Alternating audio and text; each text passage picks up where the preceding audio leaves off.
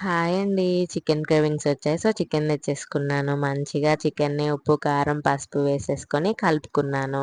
కలుపుకున్న తర్వాత కడాయిలో ఆయిల్ తీసుకొని ఆయిల్ వేగాక లవంగం దినుసులు వేసేసుకోవాలి. లవంగం దినుసులు వేసేసుకున్న తర్వాత మనం ముందుగానే తరిగి పెట్టుకున్న ఉల్లిపాయ, టమోటో, పచ్చిమిర్చి ముక్కలు వేసుకొని మంచిగా వేగనివ్వాలి. ఇవి వేగేలోపు కొబ్బరి, చిన్నుల్లిపాయి, అల్లం తీసుకొని అల్లం వెల్లుల్లి పేస్ట్ ప్రిపేర్ చేసేసుకోవాలి. అల్లం వెల్లుల్లి పేస్ట్ ప్రిపేర్ చేసుకున్న తర్వాత వేగి ఉన్న టమోటా, పచ్చిమిర్చి, ఉల్లిపాయ ముక్కల్లో కొంచెం ఉప్పు, పసుపు, కారం వేసుకొని వేగనివ్వాలి. వేగిన తర్వాత మనం ముందుగానే కలిపి పెట్టుకున్న చికెన్ పీసెస్ ఏవైతే ఉంటాయో అవి కలుపుకొని మూత పెట్టుకోవాలి.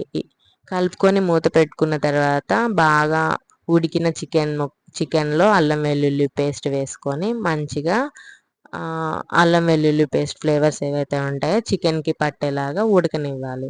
చికెన్‌కి పట్టేలాగా ఉడకనిచ్చిన తర్వాత లాస్ట్‌లో చికెన్ మసాలా పౌడర్ వేసుకొని మంచిగా కలుపుకోవాలి. చికెన్ మసాలా పౌడర్ వేసుకొని కలుపుకున్న తర్వాత మూత పెట్టుకొని బాగా కర్రీని మగ్గనివ్వాలి. కర్రీ మగ్గిన తర్వాత మనం కడిగి పెట్టుకున్న మీన్స్ కొత్తిమీర లీవ్స్ ఏవైతే ఉంటాయో కొత్తిమీర లీవ్స్ వేసేసుకొని మంచిగా మ్యారినేట్ చేసేసుకోవాలి. కొత్తిమీర లీవ్స్ వేసుకొని మ్యారినేట్ చేసుకున్న తర్వాత ఒక 5 మినిట్స్ కూరని బాగా మగ్గనిచ్చి స్టవ్ ఆఫ్ చేసేసుకోవాలి. అంతేనండి. చాలా సింపుల్‌గా చికెన్ కర్రీ ప్రిపేర్ చేసుకోవచ్చు. మా ఇంటి స్టైల్, మా mummy style chicken curry ready.